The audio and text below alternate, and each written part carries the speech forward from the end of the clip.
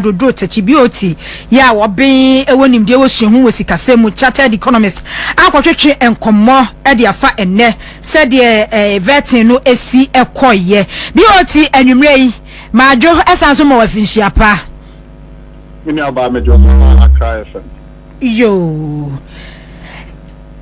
Diadi kama mimi saw ene wunya abre e follow vetting ye koso e wo parliament ni titru Dr. Kesa to Forson ya da chi wetimi abaye finance minister no uhu ni sei mini aba diadi kan ko ye moja mpanitim enti obi bia na sikasam ntoto ye eye wa koma so ade o pese man sikasam nko ye no ene so make say they vetting or the finance minister designator na wa me say the case here meaning about from the word go so share the professional pedigree of Dr. Kessler to Forson. Now they compare MPP finance minister Minu Ekremwa. There's a huge difference. The other kind or a fiscal economist. It has to be a fiscal economist. It's about revenue and expenditure. It is a routine in common born in meaning he was talking much on revenue generation and how you can control expenditure and cut wastages in the system. They are talking me, or something a chartered accountant, and to matters relating to accounting, balancing the sheet, making sure that you grow your asset and reduce your liability, or can who send the bed. They are talking me, or something a tax practitioner, until you have a fiscal economics, chartered accountant, and tax practitioner becoming a finance minister. So how do they compare MPP DNA Muna? Ken Forta was an investment banker. Anta is an economist, but Saudi Kessler to forth in pedigree and Sani Bomuna.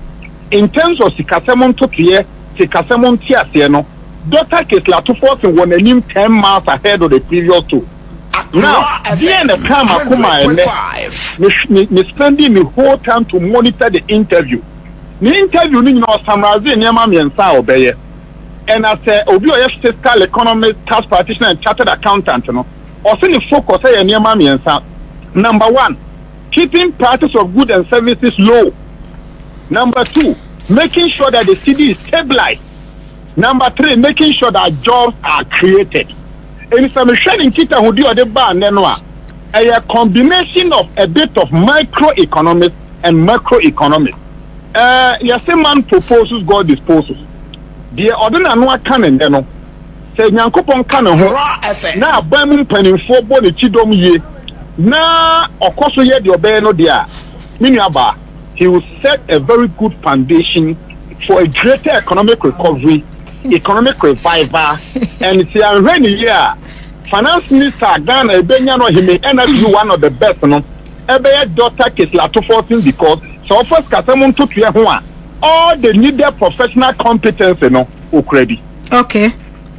Enti senior worker ye try levy mu a unim say abai sisaba ya per parliament na your friend is then majority leader say minority leader Afenyo Markin mo ka eni e betwa levy mu na e betwa betting tax mu eni e betwa covid tax mu na covid levy mu ba betwa mu no a mo manifesto masisa ne ma prekesi agumu no mo bede no manya sika de aye enti ne no wo hwe nkyire mu e ba ye no a sa levy ni taxes ye twa mu a enye o how emfa ma ye ramahama ne na ban many opinion Dr. Kessler to Forson raise a very legitimate issue matter bordering on taxation. Or say, South Ghana tax revenue within the African sub-region, one of the lowest is 13.8% of our GDP.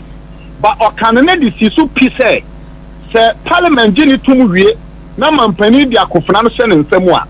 About more the tax bracket of Ghana will be increased without increasing new taxes. They are not person.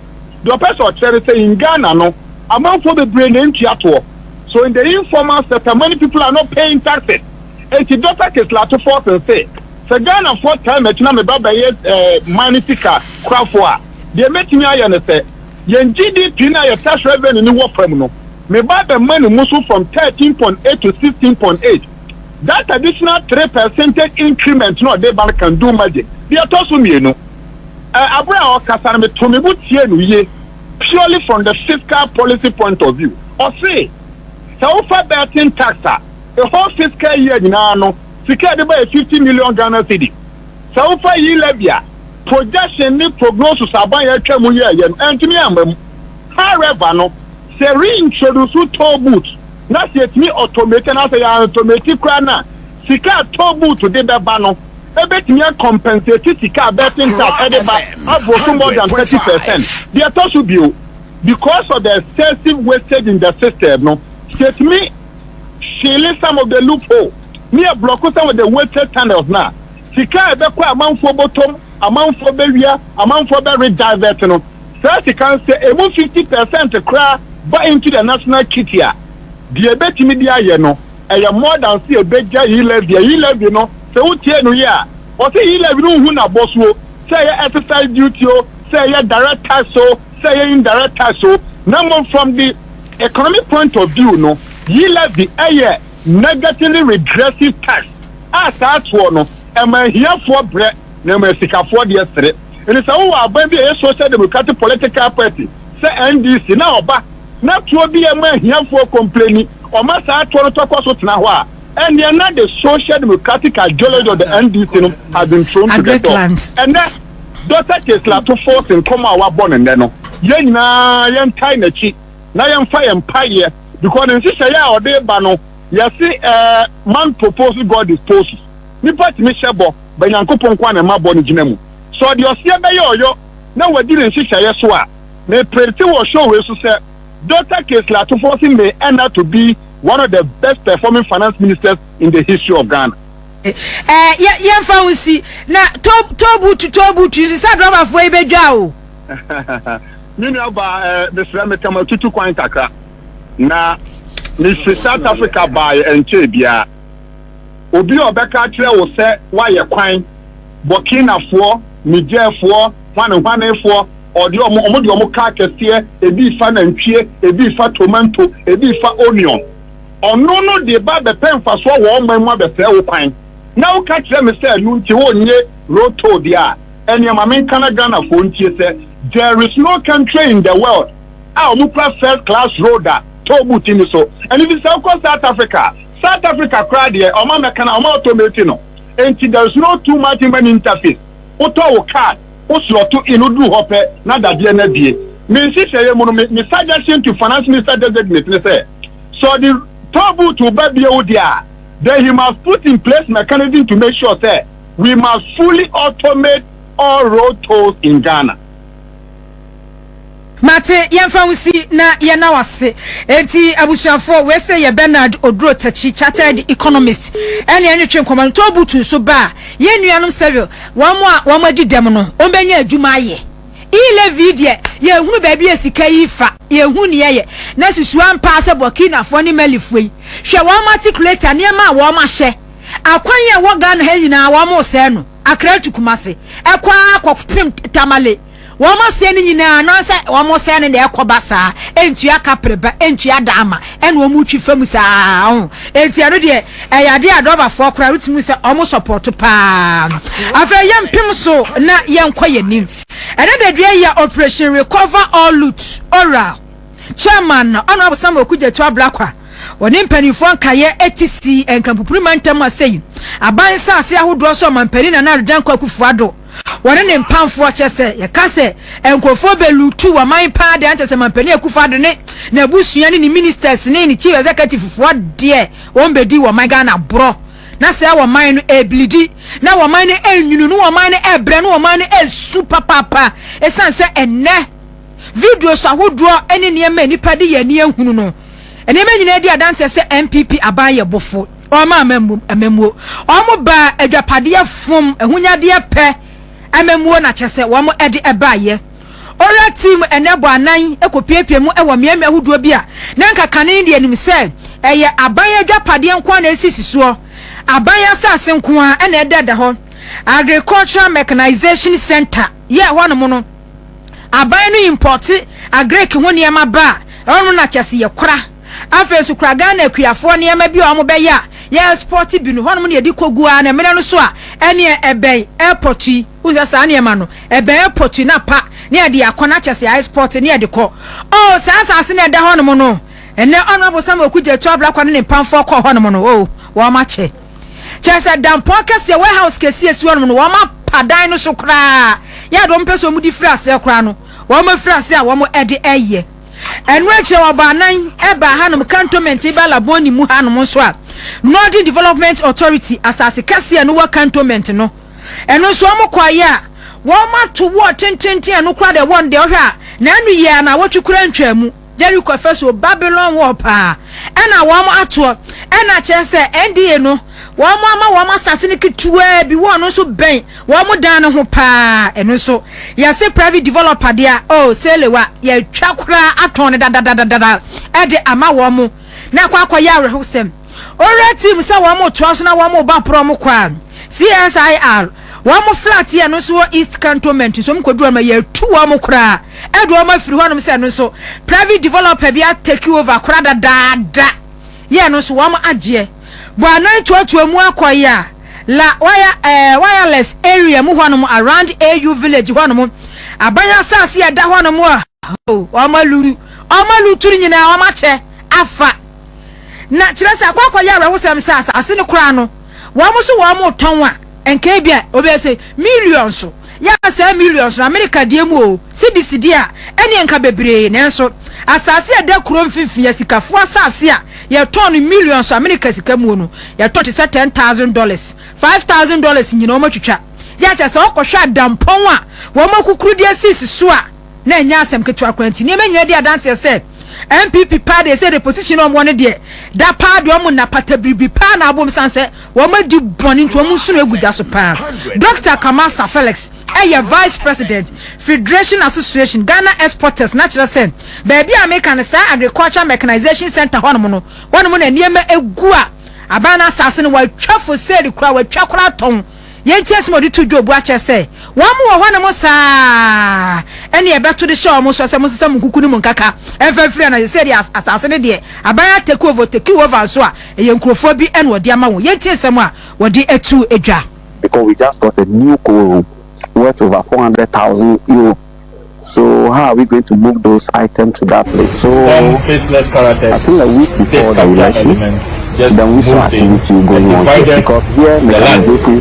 So this when they bring any equipment related to engineering, they normally bring the equipment here before they send it to various regions, or if they even bring a tractor here. So when you come here, normally you see a lot of tractor here. They move them to Mahi. So I went to Land Commission back and asked them, this what is happening, and they said, they give the place to different persons, so the person is moving the item from it. So I went to Mofa. Then I had a meeting with the minister. The minister mentioned that it's not going to allow, it's not going to happen. I remember TV3 even interviewed him on that. But we realized that during the election time, we see a lot of activity going on here.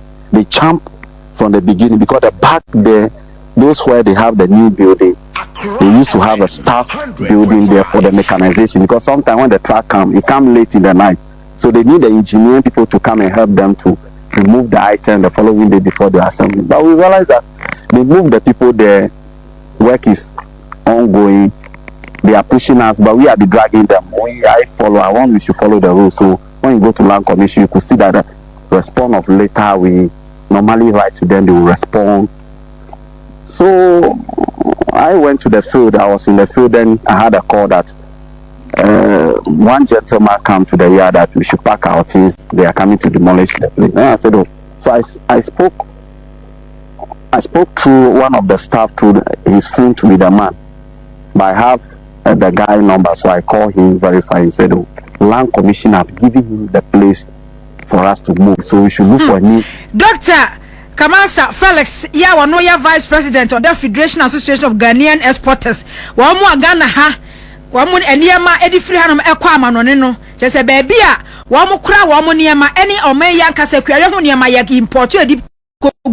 Wa mu sasa de wa ka no. Eniyama egu ho no no, wo de besi disimu a. Si disine empempem o. Yese mu sesa mu nkuku ni mu nkaka. Na eniyama ne yasesa ne akwa akoto agu. Ye akwahye no. Anasi ya kwa akosoa ye ne dai a ye se yan Land Commission say asase na da ho no wo mo dia ma estate developers a private developer enti omo se omo kuku no omo nkaka enfa enfiri honom tu wana mawa akufu aban utu wana makwa akosi sei samabuji na poye minister ya wa approve ya tu na enne honorable Samuel Okujeto Ablakwa chairman ora na o se hey wo mo ankasa na wo mu firi adwuma yase no ne ma mo de wo mani ehunu edi adanse se MPP abamu mpanifo wo mu ye greedy ankasa wo mu ye dufuru pe wo mu be fum wo man yadwapade e be fum wo man sika wutumi se Ghana ye die Ghana mpuntuo Ghana nkan kro pa de na chese wo mo nwene ho emfa wo mo ho kra na emom no wo hye Ghana for bo se ora committee no adwuma na wo mo eye no state asset o madwapade bia we ye abanda danimu say we ye MPO we ye minister we ye vice president we ye president nana eba wo faase kora abedu nsem a your mind dia ye beje ya ade. The misconception that the work of oral is just a flash in the pan, just some political gimmick. Not at all. If you read the NDC manifesto, oral has many phases. So this is the preparatory phase, which deals with evidence gathering, putting the data together. That is the first phase. Then we will move to the next phase, which will have to necessarily relate to confiscations, retrievals, recoveries, prosecution, and then sometimes further investigation. So oral has many phases and many layers, and people should not confuse the whole policy of oral. I mean, oral is not just a 9-day wonder. I mean, what will be the use of gathering the evidence if it will not lead to prosecutions, to further investigations, to retrievals, to recoveries? Then it means we wasted our time. Then we have to even stop all of this talk and all of that. And that's not what the Ghanaian people want. The Ghanaian people want to see the end of this. They want us to get to the bottom. They want to see more investigation. Let's spread the net wide, capture everybody, make sure that there are retrievals so that national reconstruction can begin. Don't also forget that what we are doing will also lead to further reforms. For example, the law on prohibiting politically exposed persons from purchasing state assets. Then how the Lands Commission even values state assets. You have seen some of the lands, how much they were bought for. Cantonment's land, people are paying 160,000 cedis. Then they go and flip it, sometimes sell it for $1 million, $1.5 million. We will show you evidence soon of how somebody paid only 10,500 cedis for Cantonment's land, a top appointee.